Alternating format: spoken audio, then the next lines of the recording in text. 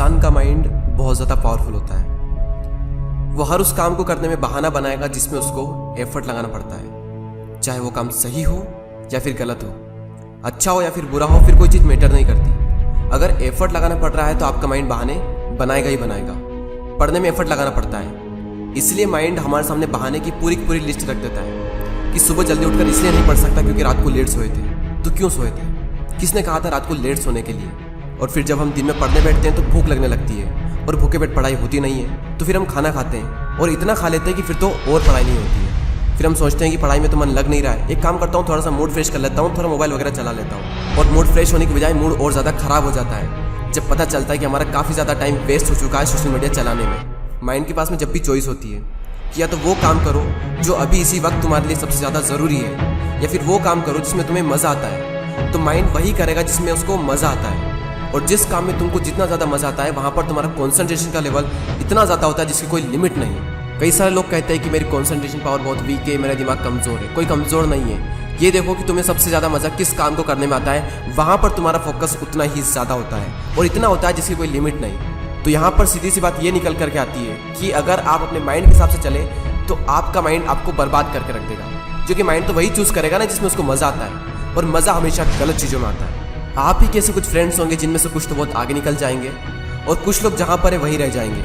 लेकिन आज तो आप सब सेम लेवल पर हो, तो क्या वजह है जिसकी वजह से कुछ तो बहुत आगे निकल जाएंगे और कुछ लोग जहाँ पर है वहीं रह जाएंगे? क्या वजह है जिसकी वजह से कुछ लोग अपनी लाइफ में कुछ कर जाते हैं और कुछ लोग अपनी लाइफ में कुछ नहीं कर पाते हैं? देखो, हर इंसान के पास में हर दिन चॉइस होती है। चूज़ भी आप ही को करना होता है कि या तो वो काम कर लो जो आपके लिए बहुत ज़्यादा ज़रूरी है, या फिर वो काम कर लो जो कि ज़रूरी तो नहीं है लेकिन जिसमें मज़ा आता है। और जैसे जैसे आप चूज़ करते चले जाओगे आपका फ्यूचर बनता चला जाएगा। आपको पता भी नहीं चलेगा, आपकी लाइफ बर्बाद भी हो सकती है और आपकी लाइफ आबाद भी हो सकती है। वो डिपेंड करेगा आपकी चॉइस पर कि आप क्या चूज़ करते हो। एक बात हमेशा याद रखना कि अगर आप लाइफ में कुछ करना चाहते हो तो आपको रास्ता मिल ही जाएगा, लेकिन अगर आप कुछ नहीं करना चाहते हो तो आपको बहाना मिल ही जाएगा। और अगर बहाने बनाने लग गए तो जहाँ पर वहीं रह जाओगे, कुछ नहीं कर पाओगे अपनी लाइफ में।